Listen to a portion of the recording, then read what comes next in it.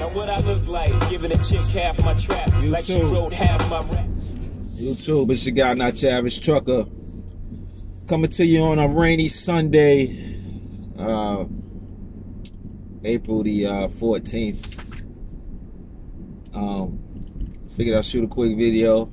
You know, I say the same thing at the beginning of all of them. It is what it is, man. I need to come up with a new routine. But anyway, man, just wanted to shout everybody out, man. You know, I told y'all, man, on the 2nd, which was about 12 days ago. 12 days, right? Yeah, on the 2nd, man, I had my 4th child.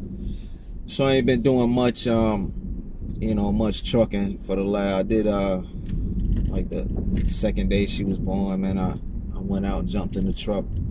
But other than that, man, I ain't been doing no driving, man. I've been, you know, chilling at the crib, helping my wife out, which is kind of redundant because, you know, my mother-in-law flew in the night that my daughter was born, so there's really nothing for me to do other than, you know, keep my other sons occupied or whatever, you understand? But it is what it is. I still ain't worked, nevertheless.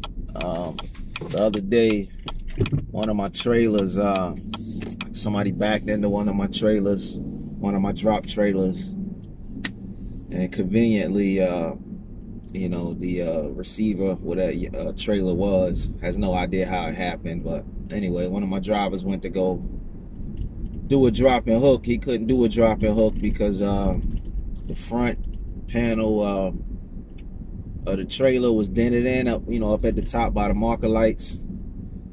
Somebody backed into it, and we had a lot of rain, so it was water in the inside of my freaking trailer. So not only did my driver show up thinking he doing a drop and hook, he couldn't do a drop and hook because they didn't preload that trailer, because that trailer is dented in the front, and you know, it was water inside the trailer. And that trailer's like a 2015, so it was about 4 or 5 years old.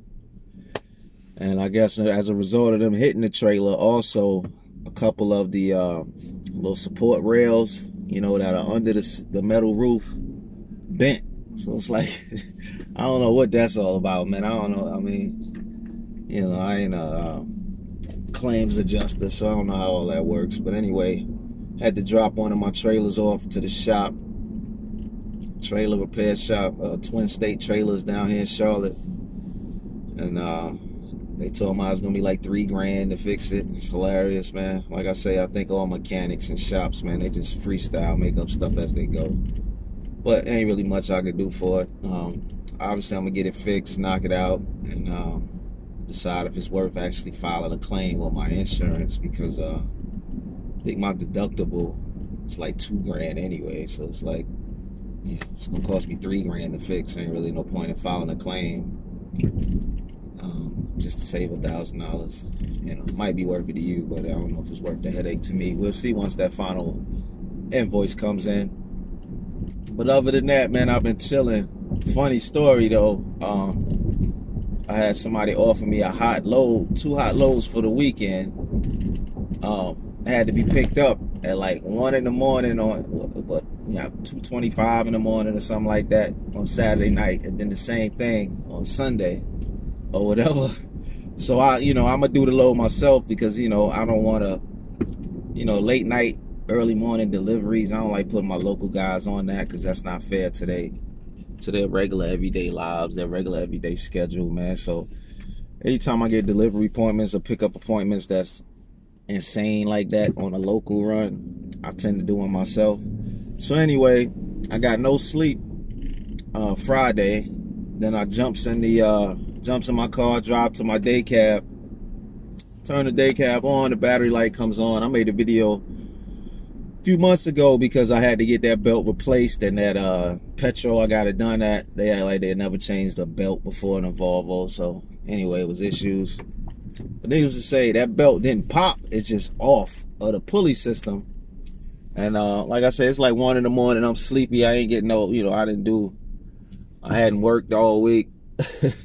Needless to say, I tried getting the belt back on. I didn't have any tools with me, so I just tried, since it was just off of the pulley system and not popped.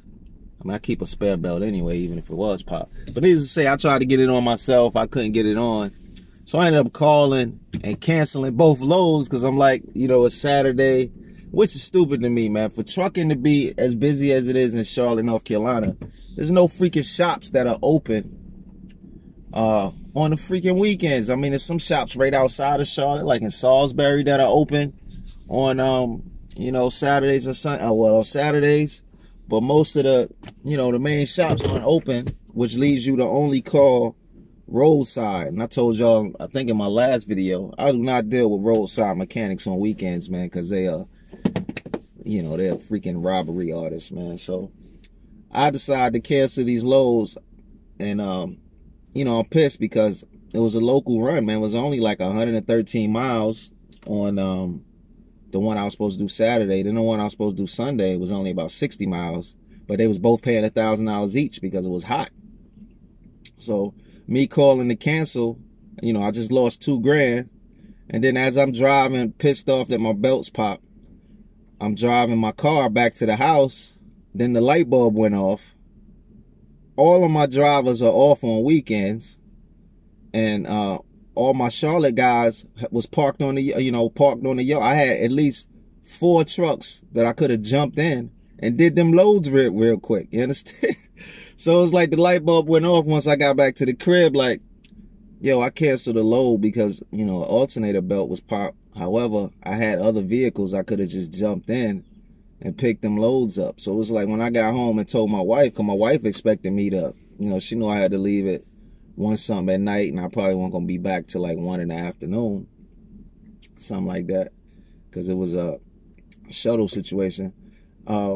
She was like, well, why don't you just jump in one of your other trucks? And I was like, yeah, man, you know, I thought about that once I got back to the crib, but, you know, once I got back to the crib, well, I was right outside my neighborhood, man. I was probably like a mile from my neighborhood, and where I parked my trucks at is 30 minutes from my house. It was a 0% chance of me turning around and going back.